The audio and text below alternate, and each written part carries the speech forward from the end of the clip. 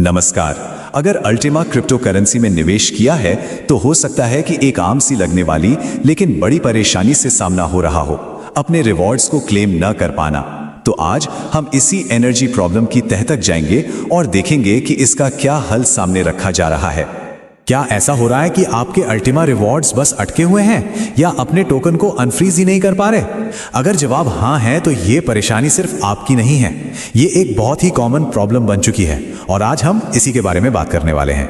तो चलिए सबसे पहले ये समझते हैं कि इस चुनौती की असल जड़ क्या है। अल्टीमा इकोसिस्टम में टोकन होल्डर्स के लिए यह असली मुश्किल आ कहां से रही है? देखिए, असल प्रॉब्लम यह है कि एक साल का जो जरूरी लॉकिंग पीरियड है वो पूरा होने के बाद भी बहुत सारे यूजर्स ना तो अपने रिवॉर्ड्स क्लेम कर पा रहे हैं और ना ही अपने टोकन्स को अनफ्रीज। मतलब सीधी सी बात है, उनका पैसा फंसा हुआ है और वो उसे इस्तेमाल नहीं कर सकते। और इस दिक्कत को और भी बड़ा बना रही है अल्टीमा की कीमत में आया हालिया उछाल। जैसा कि आप देख सकते हैं, कीमत करीब $3,200 से बढ़कर $4,700 तक पहुंच गई है। अब जाहिर सी बात है, ऐसे में हर कोई अपना मुनाफा निकालना चाहता है, लेकिन वो ऐसा कर ही नहीं पा रहा। तो सवाल ये उठता है कि ये फंड्स आखिर लॉक क्यों हैं? इसका जवाब एक शब्द में है, एनर्जी। जी हाँ, यही वो रुकावट है जो यूजर्स को अपने ही पैसे तक पहुंचने से रोक रही है। तो ये एनर्जी आखिर है क्या भला? देखिए, इसे आप अल्टीमा ब्लॉकचेन पर लगने वाली एक तरह की ट्रांजैक्शन फीस समझ सकते हैं, जैसे दूसरे ब्लॉकचेन्स पर गैस फीस होती है।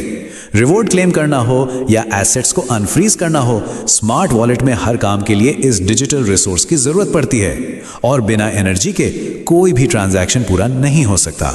सोर्स वीडियो बनाने वाले भी इसी बात पे जोर देते हैं। उनके ही शब्दों में, अभी सबसे बड़ी चुनौती यह है कि लोगों को एनर्जी नहीं मिल रही है। ये बात साफ करती है कि यह समस्या कितनी बड़ी और फैली हुई है। तो फिर सवाल यह है कि यह एनर्जी मिलती कैसे है? ऑफिशियल तरीका तो यह है कि एक पूरा अल्टीमा टोकन स्टेक किया जाए, पर यही तो असली पेच है। जिन लोगों के पास पूरा एक टोकन नहीं है वो क्या करें? और ऐसे यूजर्स की तादाद बहुत ज्यादा है। और अगर आपको लग रहा था कि सिर्फ एनर्जी की कमी ही एक मुसीबत है तो जरा रुकिए। इस पूरी प्रोसेस को और भी ज्यादा कंफ्यूजिंग बना देते हैं इसके क्लेमिंग के नियम। जरा इस स्लाइड पर एक नजर डालिए।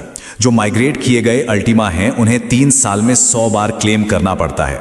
स्टैंडर्ड टोकन्स को हर 30 दिन में एक बार और दूसरे स्प्लिट्स को हर 1 से 3 महीने में। ये नियम अपने आप में ही सिर घुमा देने वाले हैं।